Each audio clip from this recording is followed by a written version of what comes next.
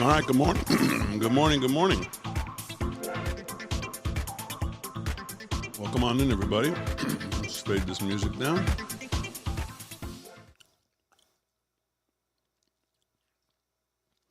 All right, 10 a.m.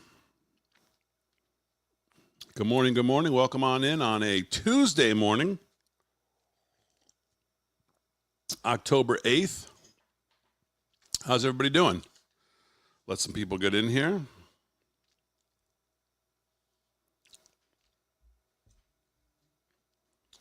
Let some people get in here.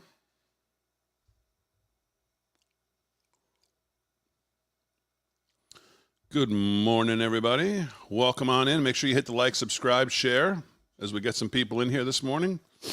See if we get the numbers up. Welcome, welcome. Dana on Facebook, Huey on YouTube, John on YouTube, Mark on Facebook, Rod on Facebook, Gary on YouTube, Joyce on Facebook, P Doggy on YouTube, Hammer on YouTube, Joyce on Facebook. Good morning, everybody. Mary on Facebook. What's going on, everybody? Welcome on in. Welcome on in. Welcome on in.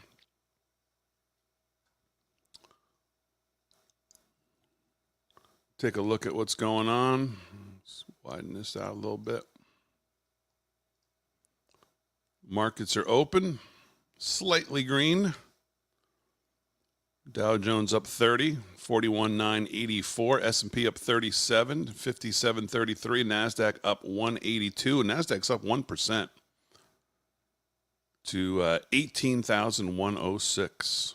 Russell 2000 down a little bit. Volatility's down a little bit. Crypto, Bitcoin down 63,152. Although the way CNBC reports on crypto is I don't know when their day starts and when their day ends, but most of the time they're actually reporting is wrong. If we want real reporting, we go to TradingView. Bitcoin right now up 975 on the day. 63,200, 63,183, up 1.5%. Ethereum 2451, up 1%. Solana up a little less than 1%, and some others.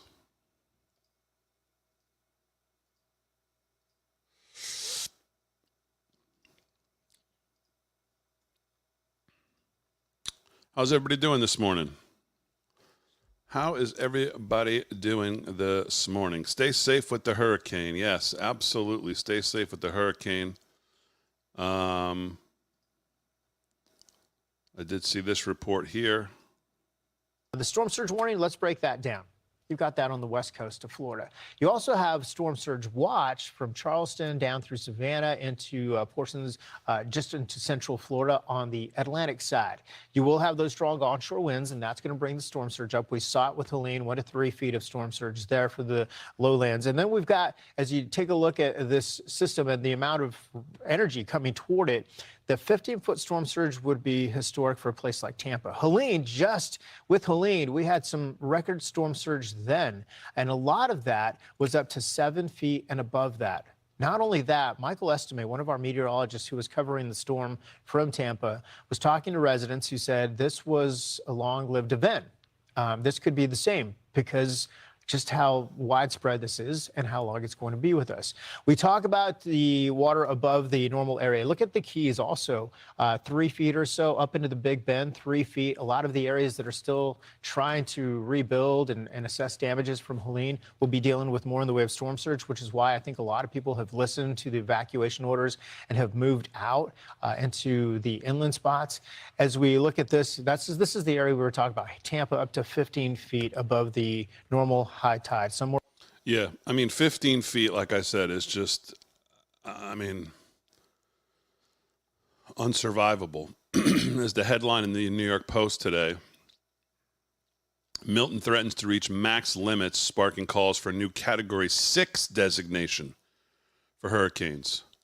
Hurricane Milton is threatening to reach known maximum limits, with wind gusts already topping 200 miles an hour, leading to calls for a new Category 6 designation for such a historic superstorm. This is nothing short of astronomical, Florida meteorologist Noah Burgum said late Monday as Milton reached sustained winds of 180, gusts of 200 plus miles an hour. As I said last night in the show, nobody knows what that's like. Nobody ever has experienced 200 plus miles an hour other than, as Farmer Brooke pointed out, the trees. In some places, maybe. He says, I'm at a loss for words to meteorologically describe to you the storm's small eye and intensity. This hurricane is nearing the mathematical limit of what Earth's atmosphere over the ocean water can produce. And the water in the Gulf is so hot and warm, which is really what's leading to this gaining so much steam so fast. After being a monster Category 5 storm for much of Monday, Milton was downgraded early Tuesday to a Category 4 with maximum sustained winds of 155, just 2 miles an hour below Category 5, but is expected to increase again as it churns towards Florida's Gulf Coast, where it is expected to have a devastating impact. After forming in the Gulf of Mexico, Milton rapidly accelerated from a tropical storm with 60-mile-an-hour winds Sunday morning to a deadly 180-mile-an-hour Category 5 by Monday. An incredible trembling of power in only 36 hours. If the hurricane reaches winds of 192 miles an hour, it will surpass a rare threshold that just 5 storms have reached since 1980. Its exceptional intensity has prompted calls from some meteorologists to expand the Saffir-Simpson hurricane wind scale to include a new 6th category for hurricanes. While no such official category exists, Professor Michael Mann tweeted that Milton might have actually breached the 192 Cat 6 cutoff. And man, that's a heck of a picture when you look at it there and you look at the size of this thing over all this water in the Gulf. Warm, hot water, just gaining steam and gaining steam. So again, the short of it is, if you're on that Gulf Coast, man, and you're thinking, well, I don't want to fight the traffic, or you're thinking anything other than heed the warnings of local officials, and if you're anywhere near the coast, I mean, you've just got to get out.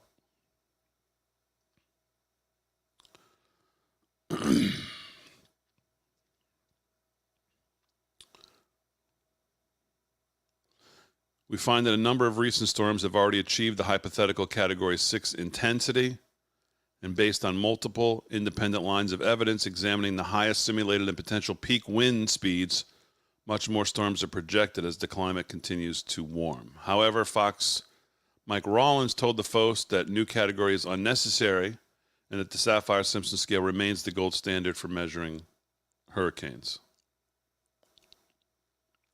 Milton is already the 4th strongest hurricane on record by barometric pressure, a measure of storm intensity, with central barometric pressure at 897 millibars. Only 5 hurricanes have dipped below 900 in official records dating back to 170 years. So this is just devastating. It is going to be devastating. New York City Mayor Sheena Wright, deputy mayor, officially resigns in latest high-profile departure from the Eric Adams administration. I don't think that's any surprise to anybody. I think that's going to continue to, kind of like Kamala Harris's support, I think that's going to slowly continue to break away here, break apart the mayor's office in New York City, just like Kamala Harris's support is consistently and constantly breaking away.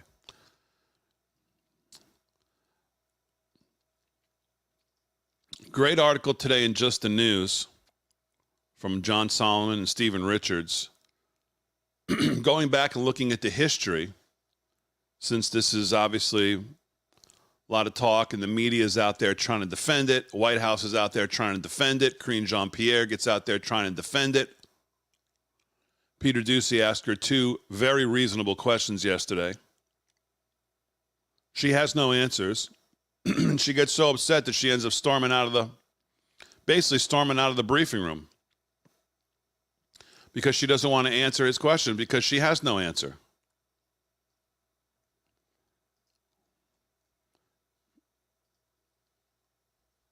Let me see if I can actually pull up this clip.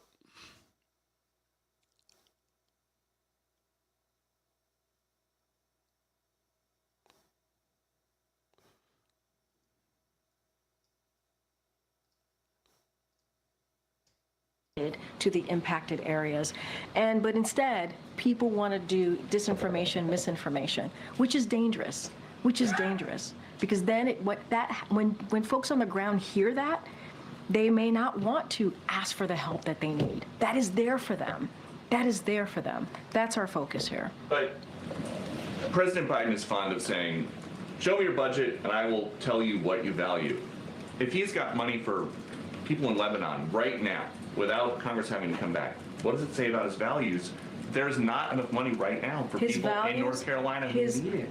That's not misinformation. Wait, no, that is your whole premise of the question is misinformation, sir. What you do? Yes, it's misinformation. Is there money to send Lebanon right now? I just mentioned to you that we provided more than $200 million to folks who are impacted in the area, and I just shared with you that people are deciding not to. People are deciding not to.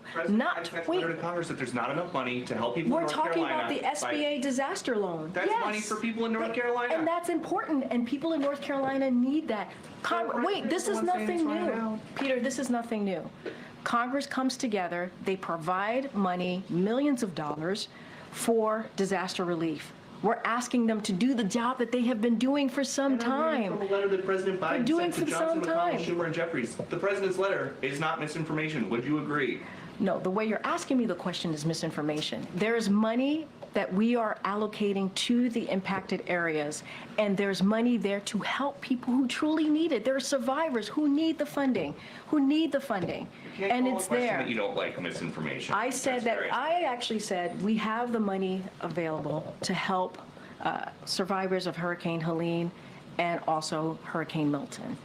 Now, there's going to be a shortfall, right? Because we don't know how bad Hurricane Milton is going to be. She talks in circles. And so we're going to need additional funding. That's exactly what I just asked about. And you said it was misinformation. Yes. What you're asking me is why Congress needs to come back and do their job. That's what you're asking me. Congress needs to come back and do their job and provide extra assistance, extra funding to disaster relief fund. That's what Congress needs to do, and we're going to continue to urge that. You may not want that, but that's okay. That's what this president wants, and that's what the vice president wants. Thanks, everybody. Peter Doocy, rightly with the proper face expressions, because what other face expression could you have? Because who the hell knows what the hell she's talking about? She certainly doesn't. Talking in absolute circles, because she has no answers that anybody can understand. 200 million, by the way, is a drop in the proverbial bucket when you're talking about what North Carolina, Georgia, Tennessee, Florida are going to need from the federal government. 200 million is not even, that is nothing. That is nothing. And so she has no answers, and she talks in absolute circles. She's a total fraud who has no answers, and there's no way to defend what their response. There is no way to defend their response. So she packs up her stuff and walks off, because any reasonable journalist in that room, and there's not many of them, would have followed up if she had taken another question and said, whoa, wait a minute. You basically tell Peter at first what you're asking is ridiculous, and then you actually yourself confirmed what he asked you that you called ridiculous by saying there's going to be a shortfall. So how do you have money to send overseas if there's a shortfall here for the people who need it? So again, she tries to talk in all this gibberish, this high level, maybe you're not smart enough to understand it.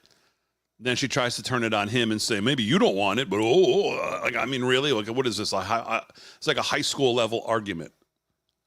Accuse somebody, maybe you don't want it, Peter, but we're going to do our job. I mean, it's just so ridiculous. She is the single worst communicator that has ever stepped in that room and at that podium.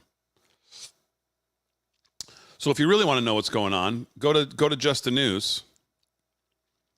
Stephen Richards, John Solomon today, how FEMA got into the illegal immigrant business and who is covering it up.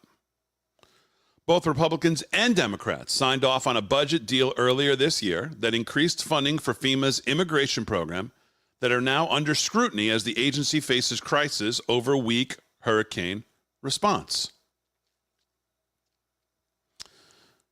In the midst of the last major budget crisis in Washington, Democrats diverted money and the legal authority to put the nation's disaster relief agency into the business of caring for millions of illegal immigrants who crossed the border on the Biden-Harris administration's watch, and now both parties seem to be trying to obfuscate the truth.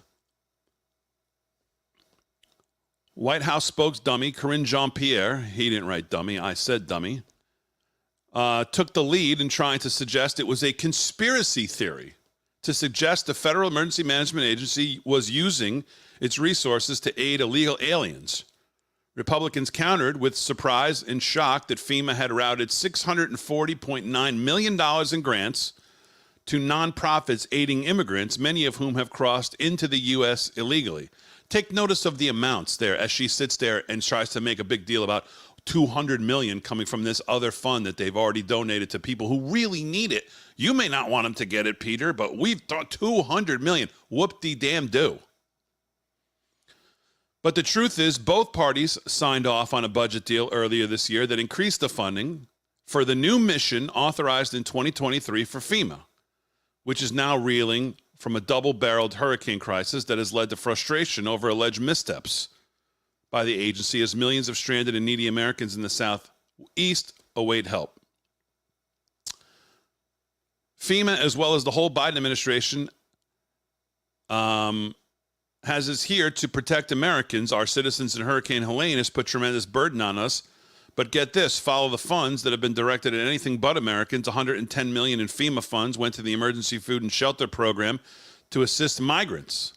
Congressman Ralph Norman told Just the News No Noise on Monday. Norman partly blamed the broken budget process in Congress for giving funds to FEMA. In other words, both parties were in on it. You got the weak, pathetic Republicans, where there's still way too many of them, who are in on it because, they got to go back to their, they can't take a hardline stand. Some of them, so they give in. They're total frauds. So they throw in with the Democrats, of course, like they do on most things. And there's too damn many of them. They throw in on the budget. They throw in things like this. If we don't get back to regular order, he told Mr. Solomon, then there's no hope for ever having fiscal sanity plan in place. The Democrats, play us like a drum, waiting to the end of the year. Well, that's absolutely the truest thing he's ever said, and they continue to get played like drums, and they will again, especially with this guy at the helm, Johnson. Forget it. I mean, if you ever went into an end of the year budget deal crisis, and ever had any hope that the Republicans were going to take a stand, you're definitely not going into this year. I mean, might as well roll over now. Because you think back on the Paul Ryan, John Boehner days, and these guys make McCarthy look like a steely-backed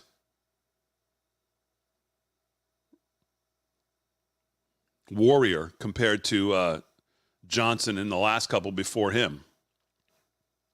So we might as well just give that up now because, there's zero chance, might be less than zero chance that the Republicans will not play the old, well, we're more afraid of the shutdown than we are of standing up for whatever we believe in. And we certainly have no messenger to actually go message what we believe in to the American people. So we always lose that. We always lose that part of it as well. That's just a given at this point. But this year specifically, going into the end of the year with this guy, forget that. The only thing we can hope for is when Trump wins, he tells Johnson to thanks but no thanks, baby. I already got more trouble than I need, as Delbert would say. Take a walk, or you're going to officially take a walk in January. So why don't you back out and leave the negotiating to the new head of the Freedom Caucus or something? I don't know. We'll see. FEMA has disputed the Republican characterization in recent days that the disaster relief money was diverted to fund illegal immigrants, instead pointing out Congress appropriated funding for the immigrant program separately during the budget process.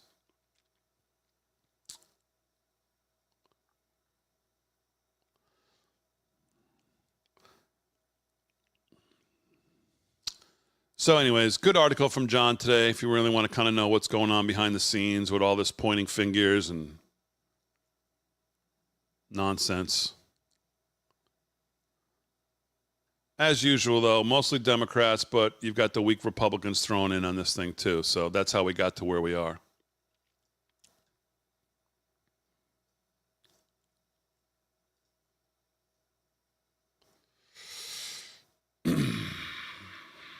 Executive editor of Special Report and Fox News chief political anchor. I thought Bill Whitaker did a pretty good job of saying, well, you said this and then not Bill that. Whitaker And he looks has a like he gentle did a way very good about job. him. I didn't watch And the he whole could thing. He had the interrupt 60 and press minutes her in interview, ways but that gave her opportunities to answer with more substance, and she still didn't do it.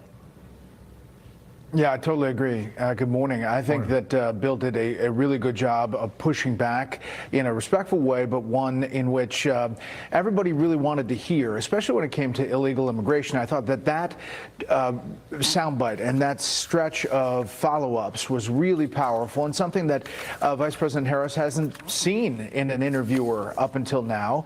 And that is, if you say that you're happy about what things have happened in recent months, based on the executive orders that were put back in place, why not have done that 3 years ago? Why did you let the influx and the flow of illegal immigrants get to such a point where it quadrupled over the Biden-Harris administration? And I thought that was really powerful, and she obviously didn't have a really good answer to it. Yeah. Speaking of which, here it is, right? Harris on the border. She has no answers. They went at this a couple times here. Watch what we pulled. Was it a mistake to loosen the immigration policies as much as you did? It's a long-standing problem, and solutions are at hand. We have been offering solutions. What I was asking was it a mistake to kind of allow that he did this flood multiple to happen times in the first place? I think what I asked, the policies the question that was, we have been proposing are about fixing a problem, not promoting a problem. Fashion Olay, and you pull the cape out there and let the bull run through. I mean, look, she didn't take it head on, that's for sure. Yeah, and then, listen, 3 questions on this topic, and you kind of get to the point where this is the answer you're going to get. And there were a number of those. And I think overall, this is the kind of interview that illuminates maybe where she stands. I think one of the reasons that we haven't seen her out is because she hasn't had a lot of trial runs with this kind of interviewer. And, we'll see if the campaign continues to go down this road less than 30 days to the election. There was also this. They interviewed. This kind of interviewer means like someone who might actually have some facts there and might actually not let you get away with just obfuscating all the questions and talking total nonsense. Isn't that more than just being a knucklehead? I think folks know who I am. But I think it comes down to the question of whether you can be trusted to tell the truth. Yeah, well, I can. I think I can. I will own up to being a knucklehead at times, but the folks closest to me know that I keep my word. What do you think of that, Brett? That's brutal. Well, I think Shannon Bream did a really good job over the weekend on Fox News Sunday going down this road. That's brutal. That's just a brutal answer. The look on his face is just brutal when he says it's about whether you can be trusted to tell the truth. The look in the eyes and the eyebrows of like, well, yeah, you kind of got me there, is just brutal. Hugh Hewitt had some thoughts on Kamala's Harris sat 60-minute down for an interview. interview with 60 Minutes that she deeply regrets this morning. It may have ended her campaign. It was so inane. It was so vacuous. It was so substance-free. Yeah. Even Bill Whitaker offering her basically crutches at every step, giving her a walking boot whenever she stumbled, could not help her. Let's start with the flip-flops. Bill Whitaker did hit her hard at one point, one left to the chin. This is it, cut number 8. Let me tell you what your critics and the columnists say. Okay. They say that the reason so many voters don't know you is that you have changed your position on so many things. You were against fracking, now you're for it. You supported looser immigration policies, now you're tightening them up. You were for Medicare for all, now you're not. So many that people don't truly know what you believe or what you stand for, and I know you've heard that. In the last 4 years, I have been Vice President of the United States, and I have been traveling our country, and I have been listening to folks and seeking what is possible in terms of common ground. I believe in building consensus. We are a diverse people, geographically, regionally, in terms of where we are in our backgrounds. And what the American people do want is that we have leaders who can build consensus, where we can figure out compromise and understand it's not a bad thing, as long as you don't compromise your values, to find common sense solutions. And that has been my approach. That's 4 jump cuts. Who knows what she said in the middle of those jump cuts? But it was ingoing. Yeah, Hugh goes through the whole thing. He does a good recap of how really terrible it was. I mean, it really was just awful. And this is what I keep saying. There's just no way for her to avoid it. Again, I don't know another analogy to draw other than just she's just hanging on to something above her for dear life, and the fingers just keep slipping away, and there's just nothing she can do about it. There's just literally nothing she can do about it. She can't go into hiding. She can't totally go into hiding. She's got to try to avoid doing those things, but she has to do those things. Tim Walz is going to have to get in front of cameras. But it's just the more and more, again, the calendar they thought would work for them, it's not working for them. Because the more people see her, the more brutal it becomes for her. I mean, it's just so terrible. She doesn't sound like someone who could be in charge. She doesn't sound like someone who could deal with world leaders. She doesn't sound like somebody who has a grasp on what's going on.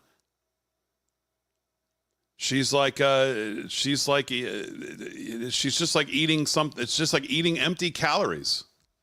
It's like it may taste good at first. When you first saw it, you were like, "Oh man, that's probably good," and then you realize, "No, this is terrible for me. This is absolutely terrible for me. It makes me feel good for about 30 seconds, and then it goes away, and there's nothing there." And that's what she's like. And you know, she'll get her votes from the lunatics who just won't, vote at their own demise. But I mean, I just cannot see her holding up for another 27 days. The support in the swing states, true independent-minded people, if there are people that are on the fence. I mean, that's the other thing, by the way. If you think about where the votes are right now that you have to win, the votes that you need to win in the states that you need to win, are they listening to Call Her Daddy? Are they watching The View? Are they watching Stephen Colbert's show? Now they're probably watching him go on Fox News, which is maybe that's why they sent him to get obliterated, and maybe that's why she didn't go, because she knew she had zero chance to hold up in any questioning from even the lamest host at Fox.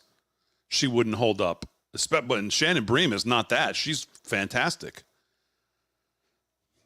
So she was never going to hold up. So maybe that's why they sent him, thinking, well, he's not going to hold up either, but he'll hold up better than she will. We're going to send her to all these other places. But the votes that they need, those people are not watching those places. So that's what I said. I don't really get whatever strategy they have. But Tara Dahl made a good point last night. She doesn't think they have a strategy for getting American citizens vote. Their strategy is all getting illegal votes, which is a fair point, which is certainly a fair point. But boy, oh boy, just the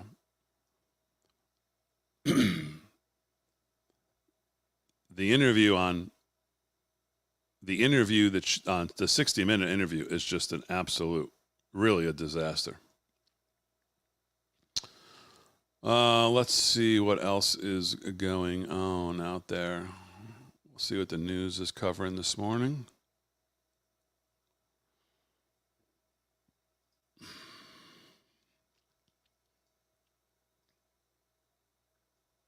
And in the county where Asheville is located and our surrounding areas, because of course we have rural counties around us that have been devastated as well. So we are seeing a lot of support. I'll just give you one example. FEMA drilled a well for our hospital, our major hospital in the center of the city, a 750-foot well. They did that this last week. That's just an example of the kinds of help we're seeing, but also for individuals who need relief, who have experienced damage to their... Even no power for 12 days. Are not declaring a shortage of the IV fluids. Take that stuff for granted. Thank you very much indeed. Try to live President without Biden's power been for 12 addressing days. the two hurricanes. He has just said that he is staying in the United States. He's not going to Germany. He's not going to Angola. He's staying here to handle these hurricanes. Now this. Asheville, North Carolina faces a long recovery after they saw literally catastrophic damage from Helene. Jonathan Higham is an Asheville resident and he joins me now. So your house was destroyed.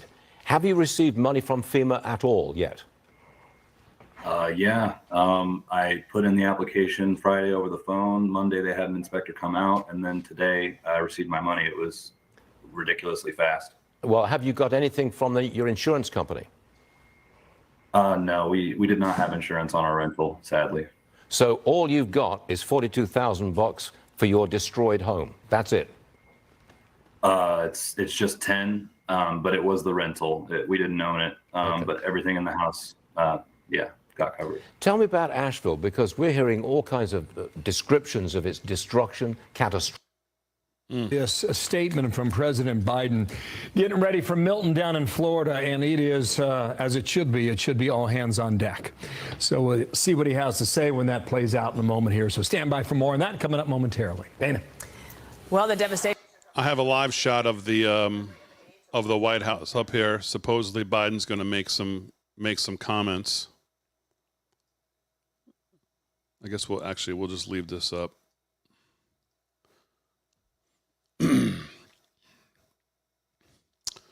All right, what's going on, everybody? Let me go into the chat, see if I've I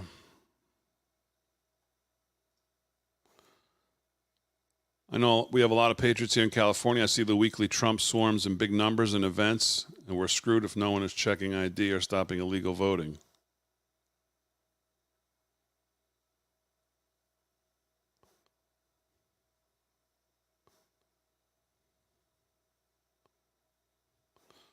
All right, let's see what else.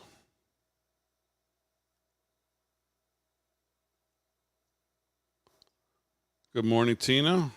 Glad you're here. Harris would say, I came from the middle class and used a shovel like this to plant vegetables.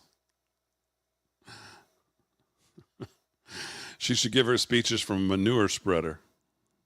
It's not a bad idea.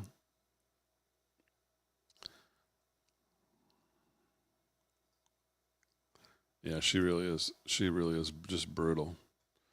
And again, speaking of Wall Street Journal today, Kamala Harris struggling to break through with working class. Yeah, gee, I wonder why. I wonder why.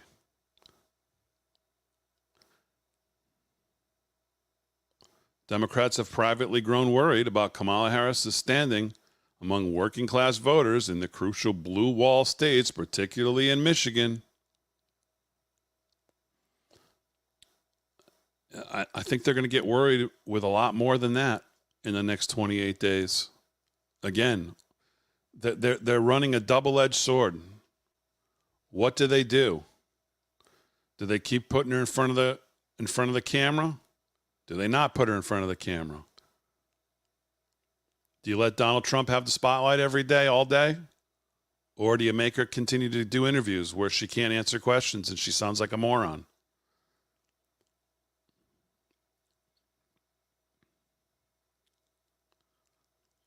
There was a piece today by Noel Williams, which I'll share on our social media, and it's basically entitled, "What Voters Are Realizing, Kamala Harris is Good for Nothing." She has a career littered with failures. She's the absolute quintessential failing up career ladder. An elected official with a track record of failure spanning her entire political career. She's consistently been rewarded with promotions by left-leaning voters, but not on a national level. She hasn't. She's never garnered one single vote from any American voter in any real election. She was handed this via a coup on Biden, who they knew was just going to get destroyed. And every time she ran, she was the first one out. It's hard to make people forget that. Even your own voters at some point think, yeah, this is why I didn't vote for her when I had the chance before. Yeah, now I remember why I didn't vote for her. Oh, yeah, this is why she was first out.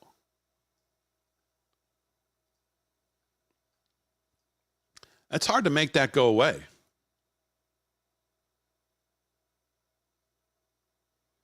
Well, Richard, I'm glad you're here. I'm glad you're here. Thanks for joining us in the morning. We're here almost every morning.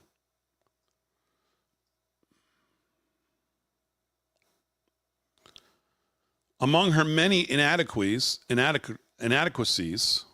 Kamala was the most left-leaning member of the Senate, all while achieving the following. Well, nothing. She's achieved nothing. Second, she's good for voters who are lacking a bit of pull yourself up by the bootstraps gumption. That's who she's good for. Lazy constituents who are willing to sacrifice personal dignity by slurping at the government trough interminably. And that's exactly right. That's exactly right. And in return, she expects, well, nothing from them. Money for nothing, especially for illegal aliens. Her giveaways will increase the national debt. They'll increase demand, while her regulations will dampen supply. Guess what that does to prices? Further proof that she's good for nothing, and she's a good for nothing pretender. Third, she's a total blank slate. A blank slate upon which the leftist intelligentsia will scribble hogwash. As Bernie Sanders noted, she doesn't even have the courage of her own convictions, but will say and do anything to become the first female president. She offers very vague notions of an opportunity economy, which equals more giveaways, really. But her promises are good for nothing without specifics. They're just enough to entice the lefty layabouts, but with enough holes to allow Obama, Bernie, Nancy, and Pocahontas to fill the voids. She's a vacuum. Putin and Xi are opportunists who love it as they seek a new world order. They will swamp her and her nothingness with a hardcore realpolitik. As desperate and dire as the political rally hyperbole may seem, Trump may actually be right in claiming that he'll prevent World War III. Under Kamala's indiscreet indecisions and appalling appeasement and antagonistic adversaries, the world itself could become nothing. It's astonishing that an empty skirt with an empty skull is a serious presidential challenger. She is so unserious. She'll say anything but mean nothing. She's a leftist, good for nothing, having nothing to offer but fear itself. I've met smarter people with more gravitas in the local Polar Plunge Club.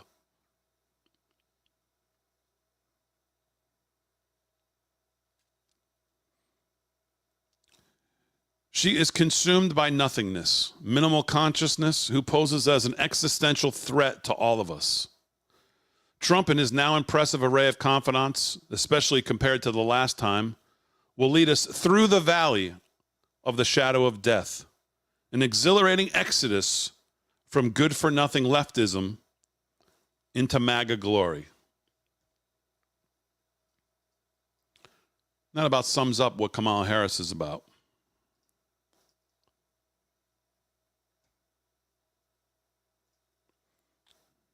With your administration. Correct. I've been covering the border for years. And so I know this is not a problem that started with your administration. Correct. But there was an historic flood of undocumented immigrants coming across the border the first 3 years of your administration. As a matter of fact, arrivals quadrupled from the last year of President Trump. Was it a mistake to loosen the immigration policies as much as you did? It's a long-standing problem. And solutions are at hand. And from day one, literally, we have been offering solutions. What I was asking was it a mistake to kind of allow that flood to happen in the first place? I think the policies that we have been proposing are about fixing a problem, not promoting a problem. Okay? But the numbers did quadruple. And the under numbers your today, watch. because of what we have done, we have cut the flow of illegal immigration by half. But should you We have have done cut that? the Should you flow have of done that? fentanyl by half, but we need Congress to be able to act to actually fix the problem. I've been covering. You see, they always have the boogeyman of Congress to fall back on. Always have the boogeyman of Congress to fall back on. They don't use Congress when it comes to paying off student debt. They don't fall back on Congress when they have, they have something else they want to push through by executive fiat. They never mention Congress then. They only mention Congress when it comes to we need somebody to point the finger at on this thing that we did by executive order, basically, because we didn't enforce the laws that were on the books. Always they have Congress to point at. It's amazing how they do that. But when it comes to anything else, the hell with Congress. We don't need them. We're running a monarchy here, don't you know?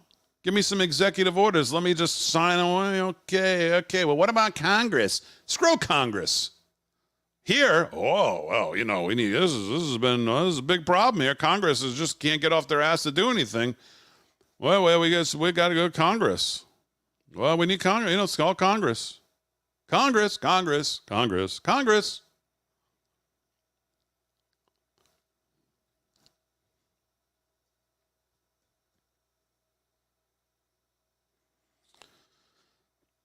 Bill Malugin knows about as much about the border as our own Ben Bergquam, probably the two best reporters from the border.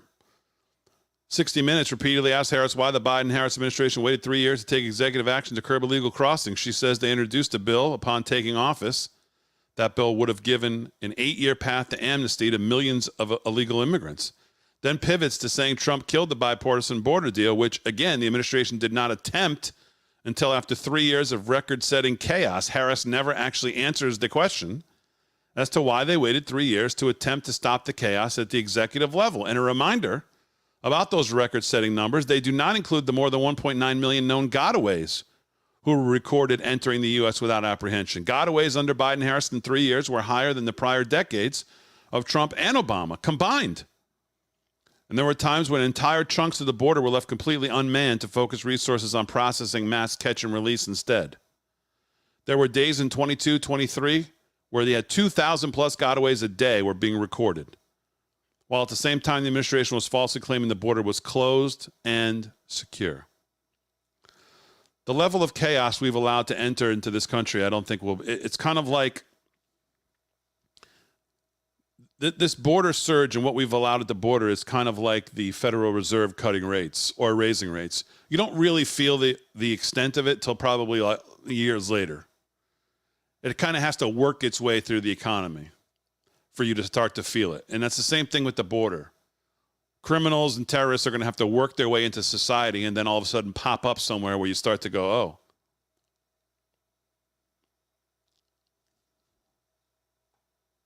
It's not an immediate thing where you're going to feel it, but we will feel it. Let's listen to the standard bearer for what we want Republicans to be. And we've been laser focused on leveraging all resources available, including from the federal government. And I've been in touch with both FEMA and the president, as well as marshaling all our state agencies and working to support our local communities. And so for Kamala Harris to try to say that my sole focus on the people of Florida is somehow selfish is delusional. She has no role in this. In fact, she's been vice president for 3.5 years. I've dealt with a number of storms under this administration. She has never contributed anything to any of these efforts. And so what I think is selfish is her trying to blunder into this. No. And here's the thing.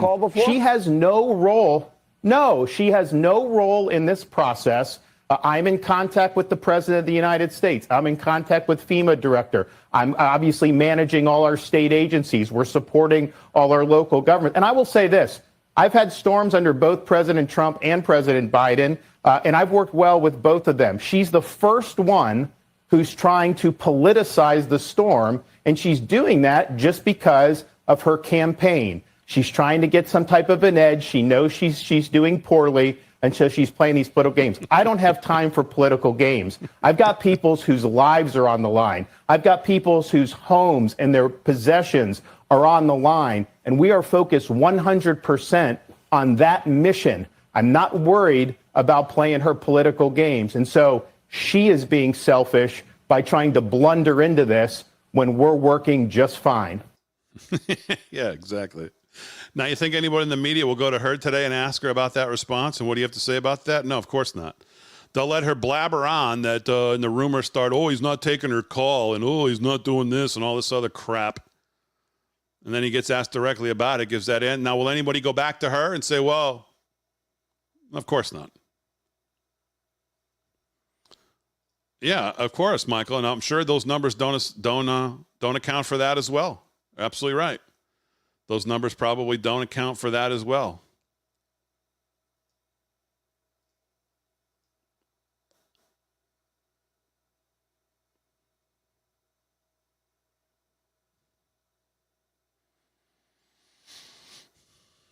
Yeah, good point, by the way, on DeSantis. Daniel Horowitz. Here's a thought. DeSantis sent Florida assets to help North Carolina, but when his own state then faced a catastrophic threat, he immediately pulled them back home. Yet our federal government won't apply the same principle with our assets overseas when we face catastrophe at home.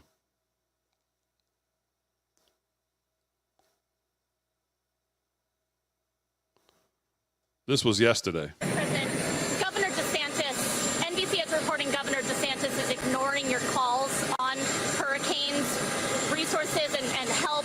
How does that hurt the situation here? You know, moments of crisis, if nothing else, should really be the moment that anyone who calls themselves a leader says they're going to put politics aside and put the people first. People are in desperate need of support right now, and playing political games with this moment in these crisis situations, these are the height of emergency situations, is just utterly irresponsible, and it is selfish, and it is about political gamesmanship instead of doing the job that you took an oath to do, which is to put the people first. Yeah, and then of course she's off. So whoever this dunce is that asked her this question, I wonder if if she has a chance today to go back and follow up now that DeSantis has responded that she's never even called them and that he's been in touch with Biden consistently, as would be what a governor of any state would be. The governor wouldn't call the vice president. Ben Shapiro says this is so egregiously stupid as to be political malpractice. DeSantis denies ignoring her call, but correctly points out she's not the person to call on aid. She could have just said, I'm here if they need me, but no. And by the way, the insane inconsistency of stating that she's not responsible for FEMA's lackluster response to Hurricane Helene in North Carolina, but she is the person to call on FEMA response to Hurricane Milton. Well, it boggles the mind. Of course it does. Check your common sense at the door when dealing with any of these people. And there's reporters. And these reporters. NBC's reporting. How much you want to bet that she's from NBC? I'll bet. You want to bet dollars to donuts that this woman's from NBC who asked this ridiculous question with no proof? Of course she is. I'll tell you, this 60-minute interview is getting a lot of play. The next journalist who gets to interview Harris needs to delve into this choice. The Glock has no safety. It was banned. Oh, this is her describing what gun she has. You recently surprised people when you said that you are a gun owner. And then if someone came into your That house, was not the first time I've they would get talked shot. about it. That's not the first time I've talked about it. So what kind of gun do you own, and when and why did you get it?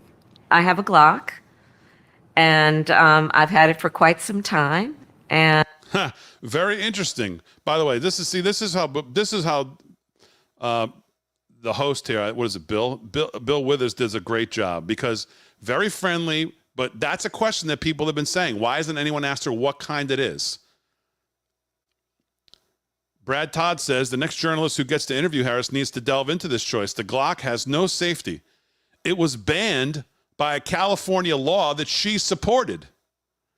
Using it for self-defense in her home in D.C., as she promises, was the exact subject of the Heller decision she opposed in an amicus brief. So who's the reporter comfortable enough with gun policy and firearm usage to grill her on this?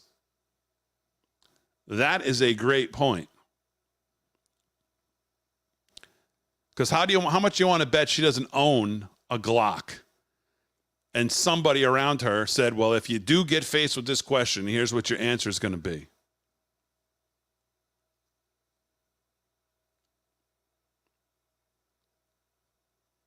Let's see what the commentary is on this. She supported a San Francisco initiative to ban Glocks. So we're supposed to believe that she supported a San Francisco initiative as the Attorney General to ban a gun that she then decided to own when she came to D.C.? Really? Can someone submit a FOIA request for her gun license, background check, training certification, and other San Francisco, California, and D.C. bureaucratic requirements? Also, what ranges did she use for practice? Maybe something near the McDonald's where she used to work. See, this is where X and the people are. This is where they win out. And that, my friends, is how you do actual journalism. I agree. I mean, again, I love the way he gets into this. You recently surprised people when you said that you are a gun owner. And then if someone came into your that house, was not the first time I've they would get talked shot. about it. That's not the first time I've talked about it. So what kind of gun do you own, and when and why did you get it? That's a good question. I love the way he did that. Love the way he got her to do that. Now the question is she absolutely flat out lying?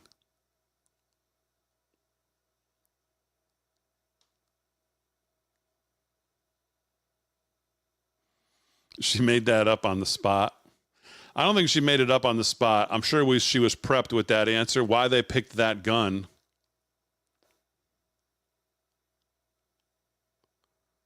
Who knows? When Kamala claims she owns the Glock.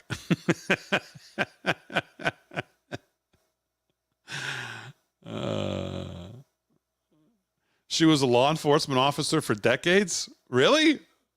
Of course she owns a gun. Oh, boy. By the way, let me also point out, well, that's pretty good stuff there. Let me also point out this 60-minute interview, she's going to look back and think, man, that was a total disaster. If you haven't been looking at the work that Jeff Clark and Mark Levin and others have been doing, there's a very good chance that as a quote-unquote prosecutor, she actually never prosecuted anybody. No one's been able to find like an actual case that she prosecuted.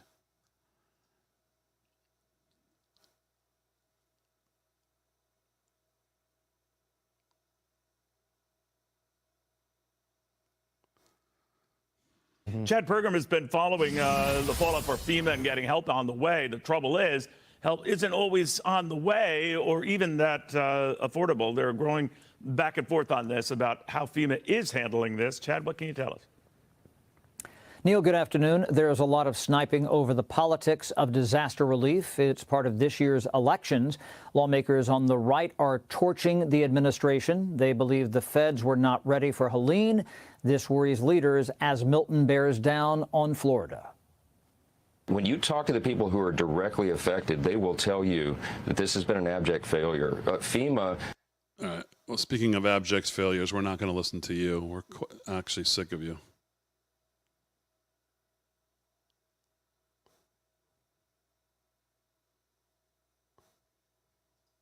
I've been covering the border for years. Yeah.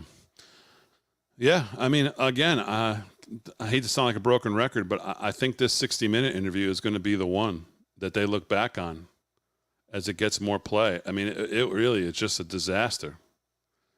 Catastrophic answers. Zero Hedge says this is catastrophic. It's hard to believe that a candidate for president is so overmatched this much by the moment. Confronted with the reality that illegal broad crossings quadrupled on her watch, Harris simply does not know what to do. I mean, she's shown this multiple times. Multiple times.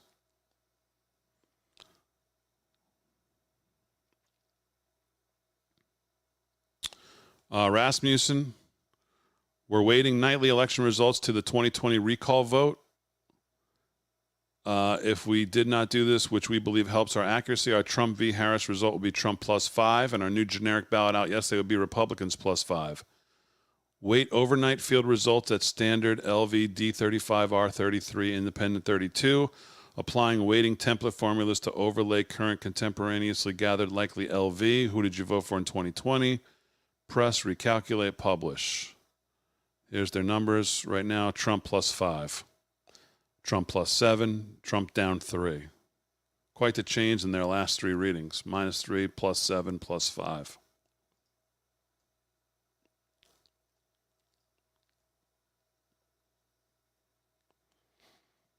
John Rich, Kamala says she owns a Glock. She was also in favor of banning what she called high-capacity magazines, which is anything over 7 rounds. Every Glock magazine holds at least 10 rounds, and most hold more than 15. She's a joke with endless punchlines. I go back to what that last guy said. Who's the next reporter that's going to get her? And it has enough information and is skilled enough in the area to actually challenge her on that. That's got to be a lie. Got to be a lie. Do people care? I don't know. Kevin Downey Jr., what'd you have for breakfast? It's my man. He smokes more cigars than I do. By the way, we're still waiting that camera shot outside the White House. No action as of right now.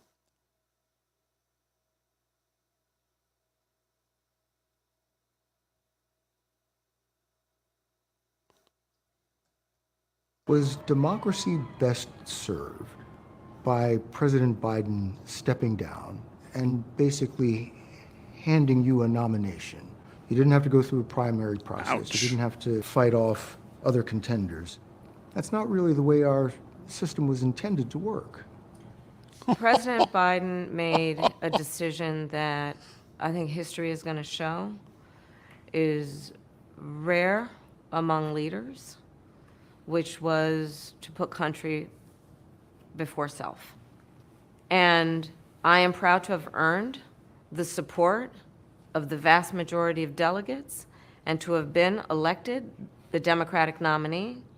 I am proud to have received the endorsement of leaders around this country from every background and walk of life to fight in this election over the next month for our democracy. But I think this truncated process is why people think or say they don't really know who you are. Look, I've been in this race for 70 days. And that process is that truncated process is what they banked on. Again, it's what they banked on getting her across the finish line.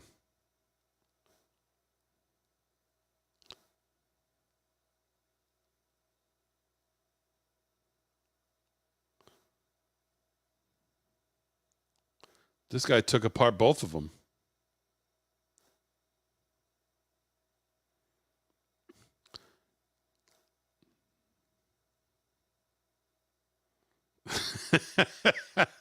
"911, what's the emergency? I just witnessed a murder." The clip we just played of DeSantis nuking fake, phony Kamala. I mean, she's attacking the governor of a state that's about to get lashed with one of the most historic hurricanes we've ever seen. Is she crazy? He did not I ignore think her call. she was He did not talking, ignore just her to be call. clear, she was talking broadly about the politicization Oh, of yeah. the storm. They've always got some lackey who will excuse their stupidity on these networks. "Oh, I think she was talking. Oh, I think she was talking. What she really meant was," okay, yeah, really, spare us. Save your nonsense. Yeah, sorry, some of these clips, the volume is low. So, anyways. Which foreign country do you consider to be our greatest adversary? I think there's an obvious one in mind, which is Iran. Iran has American blood on their hands, okay? This attack on Israel, 200 ballistic missiles. What we need to do to ensure that Iran never achieves the ability to be a nuclear power, that is one of my highest priorities. So if you and have that must proof be. that Iran is building a nuclear weapon, would you take military action? I'm not going to talk about hypotheticals at this moment. Shit. Oh, man. I'll tell you. Oh, boy. How anybody thinks that woman is ready for prime time is just... She is just an empty vacuum. An absolute empty vacuum on these major questions. The look of fear. I mean, you talk about deer in the headlights. Wow. All right, that's about it for this morning, folks. I mean, she gets asked about Iran. Well, first of all, I mean, she thinks Iran's a bigger threat to us overall than China and Russia. But yet she has nothing but disdain for Bibi. She won't even meet with him when she shows up. He has an opportunity right now to target those sites building nuclear weapons so that they don't get a nuclear weapon if that's her top priority, she says. Yet she has nothing for disdain and unsupport. She supports the enemy for the people who have a chance to take out those nuclear weapons possibly right now.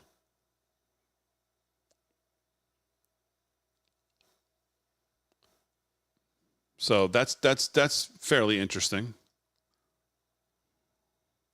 If you haven't watched Elon, by the way, on Tucker, you should watch it. But boy, he is right. When he says he is all in, he is all in. Walt has his own emoji, clown. Yes, clown.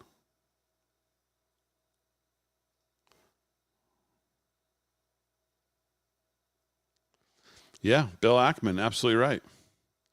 This is bad for Kamala Harris and good for TV journalism. Could it be possible that 60 Minutes cares more about its reputation than helping get a favorite candidate elected? Well, no, I wouldn't think that. But the guy did a good job. I mean, you can't deny that. I haven't even watched the whole thing in its entirety. But this was a great point. Other people voted. No, there were no people voting. It was all just Dem Party elite that just appointed someone.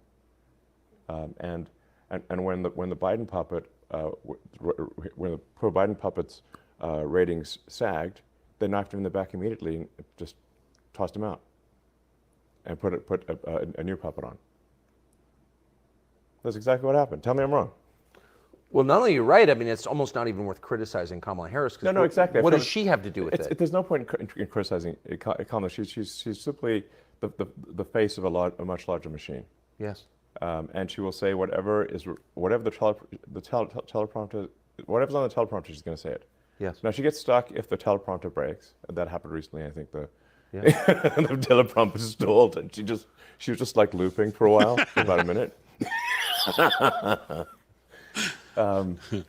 So I think that happened yesterday or something. It was pretty funny to watch.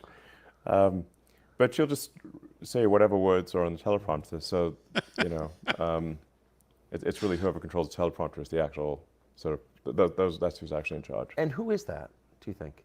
Well, I've tried to pin it down. It's not like any one kind of mastermind. It's not like, it seems to be, it's like Kamala's sort of a marionette with, you know, 1,000 puppet masters type of thing. Like not, it's or maybe it's somewhere north of 100 is what it seems like. Yes. I bet you know 80 of them.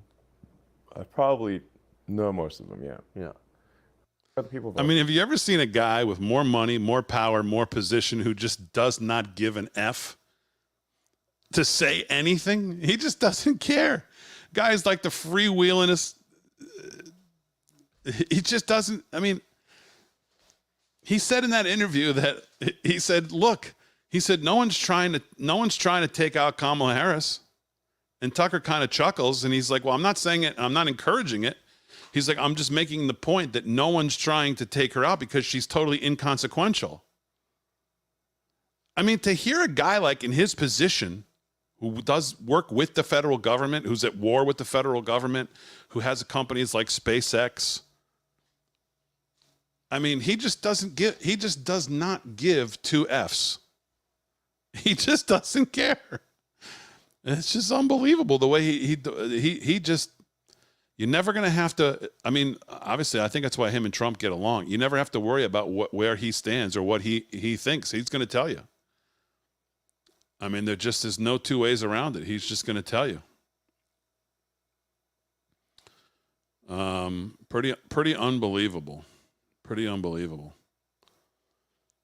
Charlemagne, I think we played this. Charlemagne's getting a lot of attention for this, being, as some are saying, first kind of left-leaning mainstream media guy, not mainstream, but very popular, obviously, big host, to say, you know, this MAGA thing, again, I've said this for years too. They always say MAGA and they try to make it, because they don't spell it out and say make America great again. If they had to actually say the 4 words, I mean, who could argue with that? If you love this country, who could argue with make America great again?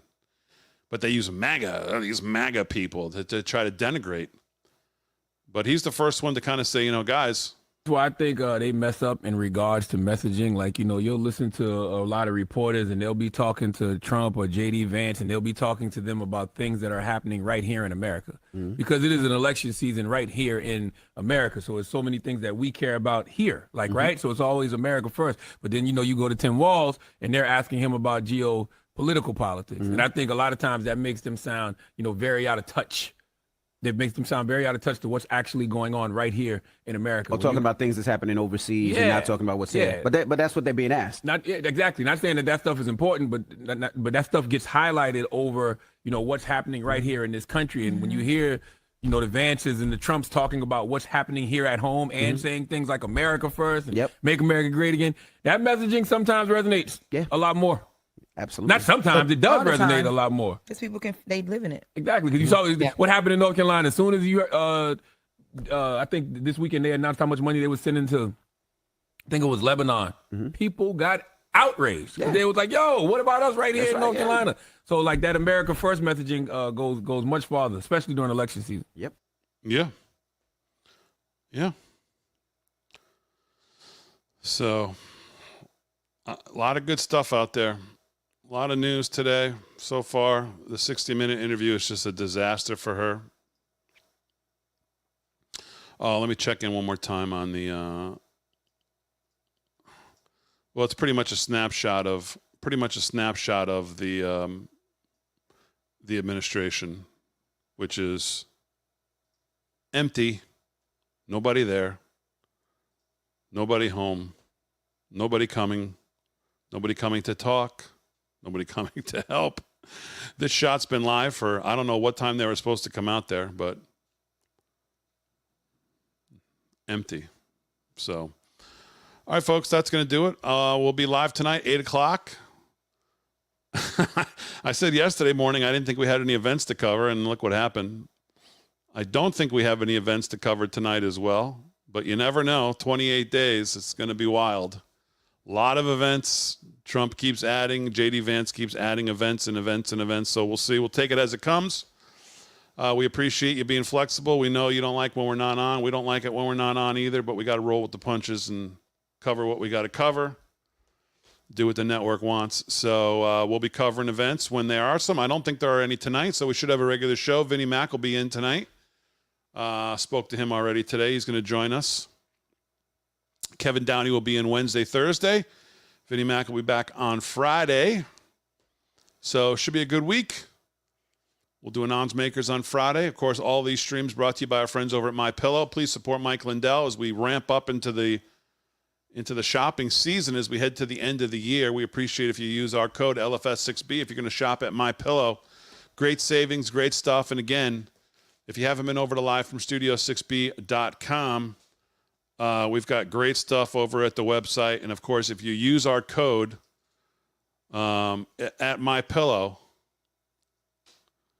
you can always get one of our shirts live from the site. Freedom Force Nutrition is now available. 15% off everything right now. Multivitamin for men, multivitamin for women, probiotic supplements, K2 and D3 together, which is important to have the K2 in there. Sleep supplement, brain support, magnesium, omega-3 fish oil, hair vitamin gummies, and more to come. So great stuff on the website. That's available now. 15% off anything. Of course, all of our lives, all of our videos, news, and of course, all of our shirts. Any one of these you can get for free if you use our code LFS6B at MyPillow. So if you shop at MyPillow, during your checkout, if you want to put a promo code in, put LFS6B. You'll get a receipt showing that that's the code you used. If you send it to us, you can pick any one of these shirts out. We've got great stuff on the site. I don't think people realize at this point how much stuff we have. If you go to all products, besides that, all kinds of good stuff. Coffee, the shirts, sweatshirts, Trump shirts. You can get anything you want if you use our code. Pick something out. Tell us what size, what color. We'll send it off. All over at livefromstudio6b.com. So, all right, folks, that's going to do it. I'll see you tonight, 8 p.m., live from Studio 6B on Real America's Voice and on all socials. Thanks for joining me this morning. Thanks, Virginia. Thanks, everybody. And any code just for T-shirts?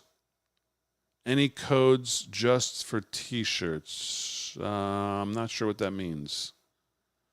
Any codes? Well, I think Bidenomics, I think always works on the site. That gets you free shipping. Code Bidenomics is free shipping on anything from the site, not just T-shirts. And no, there's not a gnome ornament available on the website yet. All right, I'll see you tonight. Thanks, everybody.